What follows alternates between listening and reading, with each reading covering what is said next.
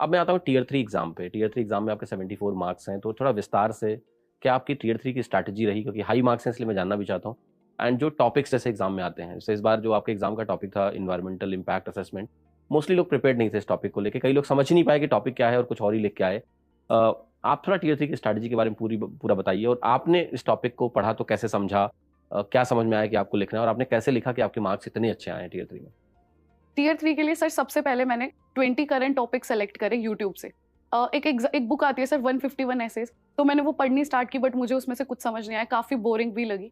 तो मैंने उस बुक से नहीं किया, मैंने यूट्यूब पे 20 करंट टॉपिक्स देखे एंड देन 10-15 टॉपिक्स जो कॉमन टॉपिक्स होते हैं, सोशल टॉपिक्स होते हैं, वो मैंने कवर किए। इसके अलावा सर यूट्यूब पे एक चैनल है सीजीएल पिनाकल कोचिंग के नाम से, जितने भी टॉपर्स होते हैं टियर 3 के, वो उनकी शीट शो करते हैं। तो मैंने उनका तरीका या फिर एक पैटर्न क्रैक करने की कोशिश की कि ये लोग ऐसा क्या लिख रहे हैं, ताकि मैं उस चीज़ से सीखूं। तो मैंने एक अलग से नोटबुक बनाई सर, उसमें मैंने ये 20 टॉपिक्स लिखे, जो थे ड्राफ्ट टाइप में, कीवर्ड्स टाइप में। फॉर एग्जांपल मैं एनवायरनमेंट के बारे में लिख रही हूँ, तो उसके पॉजिटिव इफेक्ट, नेगेटिव इफेक्ट सब कुछ मैंने लिख दिया। और इसके बाद मैंने सीजीएल पिनाकल कोचिंग में टॉपर्स की लाइन्स कहीं ना कहीं लिखनी स्टार्ट कर दी।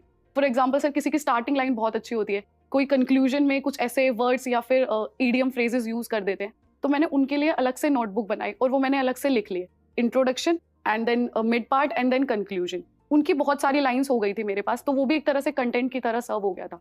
इसके अलावा मैंने टॉपिक्स करे और फिर जब मैंने टीयर 3 डिस्क्रिप्टिव का पेपर लिखा, तो उसमें सबसे पहले ज्यादा ध्यान मैंने हैंड राइटिंग पे दिया। मेरी हैंड राइटिंग ठीक भी है और मैंने कटिंग नहीं की सर कोई, क्योंकि अगर आपका नीट एंड क्लीन होता है ऐसे, तो वो एक पॉजिटिव इम्पैक्ट डालता है। और सर मैंने अंडरलाइन किया था, अगर आपके पास टाइम नहीं है तो आप सेम पेन से भी अंडरलाइन कर सकते हो, otherwise you can use pencil और ब्लैक पेन। कुछ वर्ड्स आप हाईलाइट कर सकते हो, इन्वर्टेड कॉमास में लगा सकते हो। इस तरीके से मैंने डिस्क्रिप्टिव लिखा था। मुझे लगता है डिस्क्रिप्टिव में कहीं ना कहीं स्टार्टिंग पोर्शन बहुत इंपॉर्टेंट रहता है, क्योंकि जब कोई आपकी एग्जाम की कॉपी चेक करता है तो first page is very effective. बिल्कुल। तो स्टार्टिंग का पैराग्राफ मैंने बहुत अच्छा लिखने की कोशिश की थी कि मैं इस स्टार्टिंग के पैराग्राफ में समझा सकूं कि ये जो एस्से हम लिख रहे हैं, एनवायरमेंटल असेसमेंट, ये क्यों जरूरी है। तो I write in that way only. इसके अलावा सर मैंने रिटर्न में प्रैक्टिस की थी और मैंने जो एसएससी जैसे एग्जाम लेता है तो वो ब्लॉक्स में लिखवाता है, तो वैसे ही लिखने की कोशिश की थी।